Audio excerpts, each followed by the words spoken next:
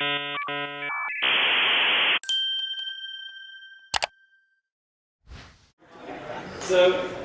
hey everybody, my name is Tim, and I'm the commissioner at Major League Hacking. Now, I started off hacking when I was studying at university at the University of Nottingham in the UK. And when I went to my first hackathon, I immediately fell in love with them. And I started organizing them. And now my job at MLH is to provide support and resources to hackathons all over the world. My day-to-day work is about helping you become successful. Whether that's answering small questions or helping you solve big problems. Now, Major League Hacking is uniquely positioned to gather data about hackathons all over the world, and to analyze that data to find insights that can improve the community. Since MLH has been started, we've been working to collect data about hackathons so we can better understand how to improve them. And we collect data in a few different ways. So firstly, we ask every event to send us registration, check-in, and submission data. A lot of you in this room probably have had us nagging you about please send us the data, please send us the data. And secondly, we send post-event surveys to participants at each event. And finally, we run an organizer and hacker survey at the end of every season, so that we can kind of delve more into people's experiences with hackathons. And from those surveys, we actually have over 10,000 responses cumulatively. So one of the biggest benefits of working with MLH is being able to get advice weighing in from the MLH team. It allows you to tap into learnings from the hundreds of events since the hackathon movement started. And we're in a unique position to provide insights on trends in the community based on solid data. I want to share 3 insights we've learned looking at that data. So we're going to talk about fundamentals of your event, ways you can make your event more inclusive, and how you can serve hackers outside of your hackathon. So we believe that you should focus on the fundamentals of your event. And let's look at why that is exactly. So as hackathon organizers, we tend to go to a lot of events, right? And sometimes they can start to feel a little bit stale. Like it's the same format every time. It's opening ceremony, hacking starts, mini event, and then judging, closing ceremony. And we see the same hacks over and over again. So before you know it, we're complaining about how the format is stale and how hackathons are dead. But for the majority of hackers at your event, the format isn't stale. 57% of hackathon attendees every season are first-time hackers. And the vast majority, 92% of hackathon attendees, only go to one event a season. It was probably like a local event or something. And this is something we need to keep in mind whilst organizing our events. Because that sense of wonder and fun that you had at your first few hackathons is the sense that most people have, even if it seems a little bit stale to you now that you've been to dozens. So what is it actually that attendees do value in an event? Well, basics. In our post-event survey, we asked attendees how they feel about a bunch of different areas of an event. And we found that events were more likely to be rated higher overall if they had 2 things. Firstly, good drinks, snacks, and food. And a big way to get affordable, high-quality meals is to organize it all earlier. And that gives you more time to look at healthier options and to make sure you're doing everything you need to do for dietary requirements. And it also helps to keep in mind that some of the money you're spending on swag or prizes might be better used spending on food. The second thing was that events are also rated more highly overall if they had good opening and closing ceremonies. And to make your opening and closing ceremonies better, you want to make sure that you have a schedule done well in advance, and that you have checked the technology at the venue. You don't end up with a microphone breaking halfway through or something. And you do tech checks for each of the speakers in case they have some weird fault in their laptop, and that takes 10 minutes to solve during your ceremony. And finally, be respectful of your attendees' time. Don't schedule for an hour-long keynote that you yourself wouldn't sit through. What size of hackathons do people prefer? So we asked attendees, what was your most preferred size of event? And it turns out 51% prefer events under 300 attendees. And 75% prefer events under 600. In fact, only 9% of people actually prefer events that are over 600 attendees. And only 2.8% of people prefer events over 1,000 attendees. And this doesn't mean that people don't like large events. Thousands of people, myself included, love going to large events. But 92% of hackathons in a season have less than 600 people at them. And sometimes I feel like small events feel that they need to get bigger and bigger. They feel pressure to do that. And what I want this data to show is that it's okay if you stay the same size if you want to. As we've heard in the scaling discussions, you might want to stay at 500 people and focus on the quality rather than trying to grow and grow. So you shouldn't feel pressure to try and be larger. You should think about what kind of event you want to put on and do that however you want. That might mean inviting 5,000 people, but it could also mean just doing a small 100-person event every year. And that's fine. You have to do you. Whatever size the event is, you should spend most of your time working on fundamentals, because your event is new to most people, and fundamentals is what they care about. So moving on to inclusivity. As we know, the tech community in general has a huge problem with inclusivity. We're going to look at the inclusivity of women and several races and ethnicities in this presentation. And of course, there are more genders than just male and female, and there are more races and ethnicities than just the ones we're going to look at today. There are also different areas of discrimination, whether it's socioeconomic, or physical or mental disabilities, level of education, and more. Unfortunately, we don't have good comparative data for a lot of these demographics, so we're going to be looking at just a few areas that we do have concrete insights. So when we look at women at hackathons, women make up 51% of the US population. But according to the Tollby survey, which is a yearly survey by the Computer Research Association that looks into enrollment and research and employment in computer science and electrical engineering, only 15.7% of students enrolled in undergraduate computer science and electrical engineering courses are women. And hackathons don't fare much better. Only 24% of participants at hackathons identify as female. But we don't just have a gender gap. And to understand how the demographics of hackathons differ from normal, here's a breakdown of race and ethnicity in the United States. And for this population, here's the breakdown of people enrolled in undergraduate computer science and electrical engineering courses in the United States according to the Tollby survey. And from that, here's the population of hackers at our events.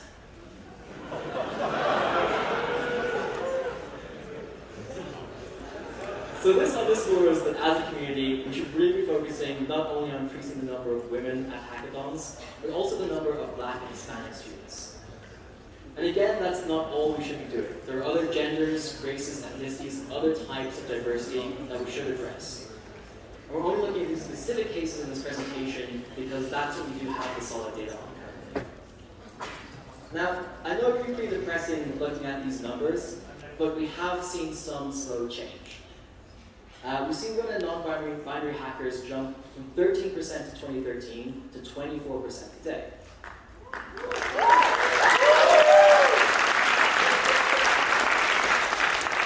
The proportion of Black and Hispanic participants have steadily increased. Now, this is good, but clearly it's really not good enough, and we must work harder to address this issue. So what actionable advice to help improve the situation can we glean from the data that we have? Well, once again, we need to consider what the best size of event is. Women are far more likely to prefer events under 300 attendees. And you can see that women are half as likely as men to prefer events over 600. Now, if your goal is to be a large event and be inclusive, don't be disheartened. Okay? We all know that large events have made huge efforts to become more inclusive. MHAX and CalHAX are superb examples of events that have made huge strides towards getting a gender ratio that matches the US gender ratio. But you should be aware that your size may be intimidating. Okay? The fact that you have 5 people applying for every single place at your event might mean that some people are self-selecting out of applying to your event. Right? So you will have to compensate and work harder to reach out to a diverse audience through a large event. So when it comes to marketing an event, what should you do? Well, firstly, make sure you're reaching out to people outside of computer science and related degrees like engineering. And this is good advice in general because 20% of the participants in the season actually come from majors outside of computer science and related majors. But also, women and African Americans who go to hackathons are more likely to be coming from outside of computer science and electrical engineering. So reach out to groups on campus that don't focus on STEM.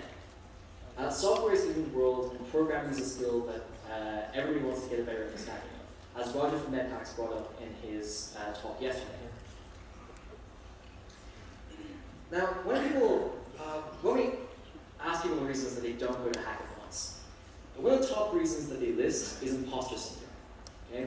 And this is the feeling that you're not good enough, that you don't know enough, and that somebody is going to find you out as a fake and call you out for being stupid, right? Just a quick show of hands. Who here has actually felt like that at one point? Yeah, everybody. This affects everybody. And our data shows, though, that it affects women far more. So 21% of men list symptoms of imposter syndrome as a reason that they didn't go to a hackathon, that they actually decided, I'm not going to go to this. 35% of women listed as a reason that they didn't go to a hackathon.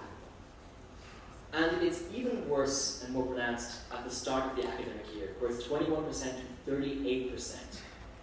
That's women being almost 2 times as likely not to go to a hackathon because they don't feel good enough. Now, the simple fact is, if you aren't addressing imposter syndrome in your marketing, you are making your events less diverse. So to combat that, first of all, don't talk about prizes or competition on your website. Or if you do, don't make a big deal about it. The competition aspect of hackathons is a lot of fun, but sometimes people after being to them, they think it's more serious than it actually is. And if people feel like they're being judged, then imposter syndrome might hit. And also make it clear on your website that hackathons are a place that are open to beginners, and it's a great place to learn. So now we look, unsurprisingly, hackers who aren't Caucasian are more likely to list a hackathon. Being diverse, I think that's important to them where they decide whether or not to go. So now on the top here is hackers who aren't Caucasian, and on the bottom are hackers who are Caucasian. And the more right words it is, the more they say that it's important to them that hackathons are diverse. So when you're marketing, be sure to have a diverse set of photos on your website to showcase the positive aspects of diversity at your event. And women and non-Caucasian hackers are also more likely to list having a code of conduct as important for them to go to an event. Again, on the top, we have the non-Caucasian hackers, and the bottom, Caucasian hackers, and more to the right is saying, having a code of conduct is important for me to want to go to an event. So have a code of conduct and make sure to position it on your website. People do take notice of it, and it is important. We also found that women are more likely to find teammates on the day and decide what they're working on during the day. And African Americans are more likely not to go into an event if they don't have a team beforehand. So make sure that you do have team building sessions at your event, and that you're specifically marketing on your website that it's okay not to have a team before you come to the event. And we already know that imposter syndrome hits women much harder than men, so it should be no surprise that they want more workshops and classes at events. And in fact, all hackers who aren't Caucasian are more likely to want classes and workshops at events. So it's simple as just making sure you have those things available for your hackers, and then marketing it on your website. And finally, here's one of the more shocking things that we found. On the left, as a man, you will come in first, second, or third at a hackathon 19% of the time. And on the right, as a woman, attending an event, you will place the hackathon only 14.5% of the time. That's a statistically significant amount. On top of that, whilst white and Hispanic hackers win 20% of the time, black hackers win only 8% of the time. This is a really sobering revelation. Black hackers are 153% less likely to win at hackathons. And there are probably many reasons on a society-wide scale why this is the case. But we might be able to improve it by just improving the demographics of judges at events. So make sure that you reach out to judges earlier, so you can find judges who are more representative of your community. The final insight I want to talk about is about how to help serve hackers outside of your hackathons. We asked them what type of events they want, and they overwhelmingly said they wanted workshops, hack nights, and coding classes. But when we asked them if they were getting those things on campus, their demand just wasn't being met. They simply wanted more outside of hackathons. And it's tough to maintain an engaged community on campus. And when people leave communities, it's often because there aren't regular events they're attending. And it's understandable why that is. It's because it's hard to put on regular high-quality events, right? It takes a lot of preparation. It's tough to get people to come in the first place, and it's hard to come up with new ideas. Now, at Major League Hacking, our mission is to empower hackers, whether that's at hackathons or outside of hackathons. So we're all about providing the resources that you need to serve your community outside your hackathon, as well as at your hackathon. So we're really excited to announce that we've created a set of awesome workshops, lessons, activities that you can use to put on events on your campus. We'll send you a box of resources with everything that you need in it to put on events so that you don't have to spend ages preparing content.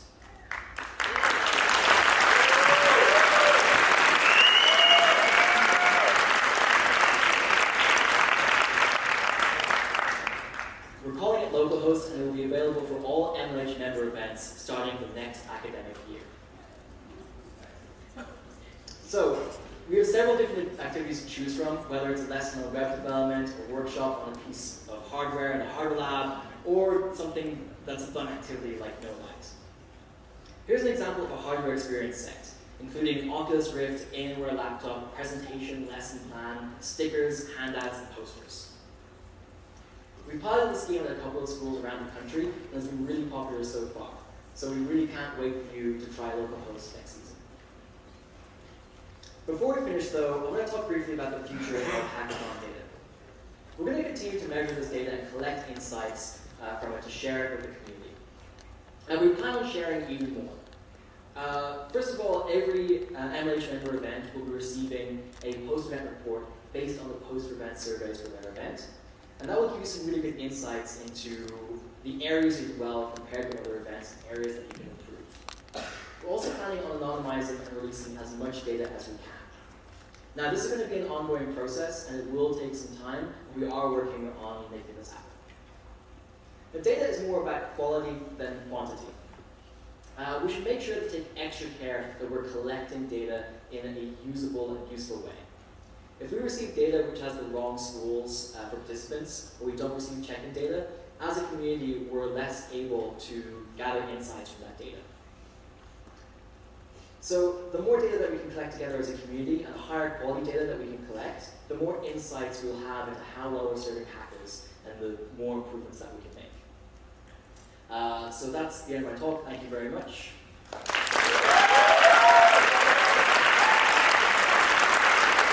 We're going to take a few minutes of questions. If you have a question, just come down to the front and take a mic. And Shai, you want to go? Yeah.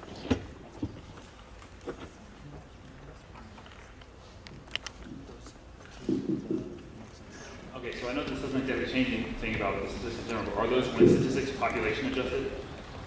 So they're all with p-value less than 1.5. No, I mean, like, are they adjusted relative to the participancy relative of that group? So what do you mean exactly? So, like, if you, the statistics are like, it said 18% of men win, 18% of the time you go to a hackathon and you're male, you win 14%. Yeah, that is adjusted for the population. Okay. Yes. Yeah. So, question about how do you guys collect high school data? Because kids are under 18, they oftentimes need parental consent to be able to give out that kind of confidential information. How does MLH handle that? Yeah, absolutely. We had like a really interesting discussion with yourself about this before, and we are going to be working with schools in the coming season to help kind of tighten that up to make sure that it's done in a more safe way. We do have double opt-ins for all the data that we are collecting, but we are going to be looking at making sure that that's all above board improvements. Okay, so this is a really quick question, but are you willing to post these slides and data so we can use these and take it back to our teams? Yeah, absolutely. Awesome, great. Yeah. Yeah, we're actually recording this talk, and all the talks for HackCon are going to be put up online after the event. Hi, Martin from Ohio. I noticed that one of the things requested by hackers was workshops before events. We've put on a few of those before, and we had pretty low turnouts. Do you have any suggestions for how to increase attendance at those? Yeah, I mean, there are like several different things that you can do to do that. If you want to chat afterwards about like your specific needs, because it really depends on what you're doing. But a couple of things I would say is, firstly, having regular events all throughout the year will build up a community that can help promote your workshops before the events really well. And then it's like also just making sure you're doing a lot of marketing to keep people engaged all the way up through the event.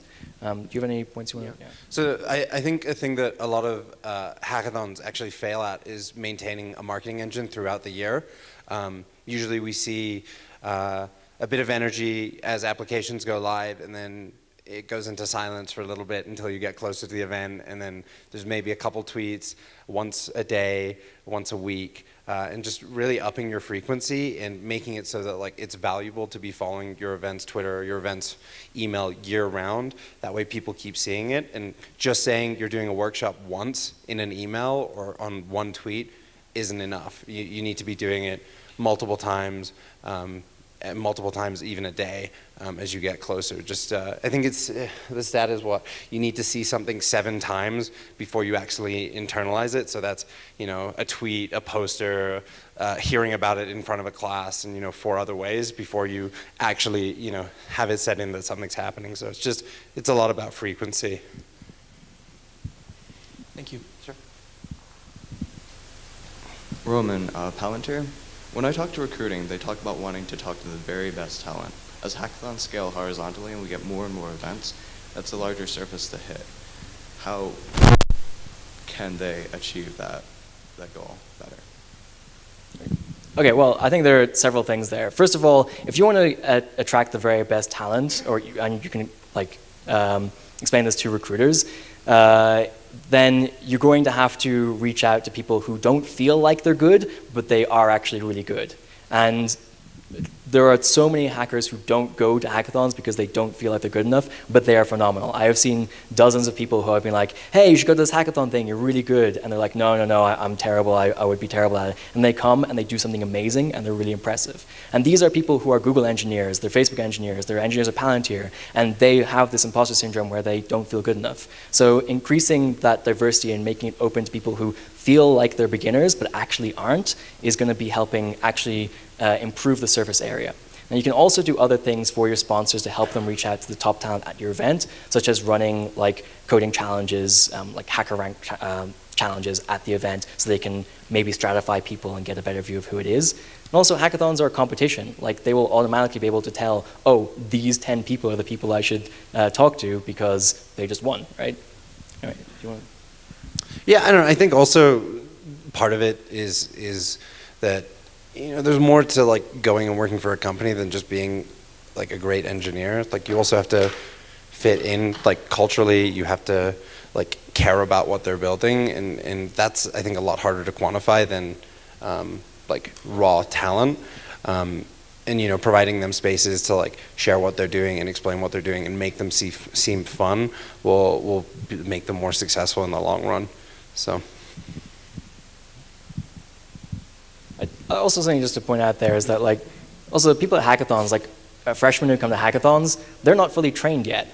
So, you know, maybe in 3 or 4 years they'll be the best talent, but you want to get in now to make the good impression so that when they do gain the skills and become the best that there is, they want to go to your event. So I think there's a lot of very clear arguments you can make to recruiting about why it's a good thing. Anyway.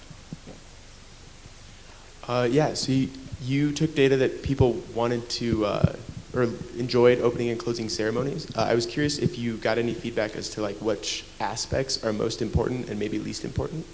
Of the opening and closing ceremonies, we didn't get to dive that deeply into that.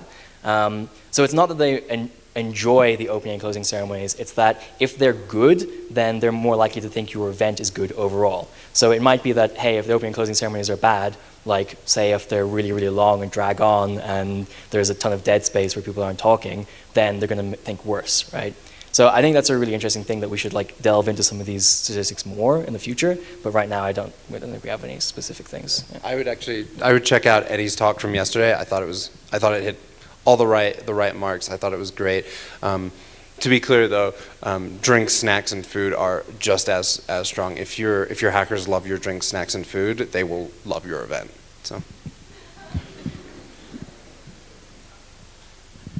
Hi, you had put up a slide that said people who are non-Caucasian or female prefer hackathons that are more diverse, and your tip was to put up a picture of people who are diverse. Do you have any other options? Well, obviously the key thing there is to make your event more diverse, right? So at that specific area, I was like talking about how to market your event. So it's like if you want to kind of show off that aspect of your event, you need to make sure that you're like thinking about it during your marketing in order to do that. But obviously, like the overarching thing is to make your event more diverse, yeah. And we've been through like a couple of things and ways to improve that, yeah. I was in that photo, and it was super white, so I felt that. So yeah. I'm not gonna lie. We have thousands of photos from hackathons, and like we were struggling to find diverse photos. It's hard, and I mean it just goes to point like at the problem and just kind of point it out a little more. So.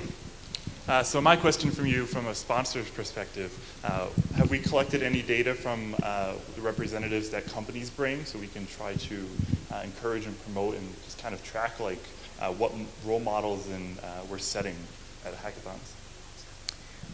Yeah, that's a really good idea. We're not tracking that too heavily right now. I think it's just like informal feedback, but that's a really good idea for something we could do in the future. Yeah. So just really a statement kind of going off how to make it more diverse. I really haven't encountered any like hackathon registration forms that are actually in multiple languages. It's really hard to explain, let's say if I was younger in a high school, to my parents, if they only spoke Spanish, really what a hackathon was.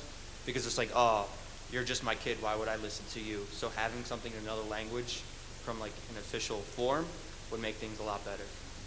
That's a phenomenal idea.